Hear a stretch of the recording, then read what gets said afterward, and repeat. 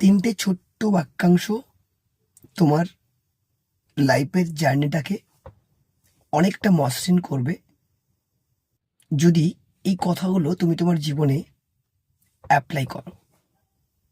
প্রথমত, তোমার জীবনে তোমাকে যে কোনো কাজ করতে গেলে আগে রিস্ক নিতে হবে, কারণ সেই রিস্কে তুমি হয়তো জিততে পারবে না, বাট সেখান থেকে তুমি অনেক কিছু শিখতে পারবে।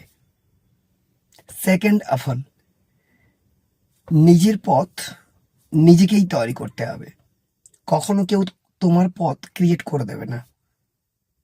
এবং ফাইনালি বা থার্ড অফ অল, নিজের আইডিয়ার উপর বিশ্বাস রাখতে হবে এবং সেই বিশ্বাসের উপর ভর করে তোমাকে কাজ করতে হবে। তবেই না তোমার জীবন আরো সুন্দর হবে, আর সেটা আমরা সবাই চাই।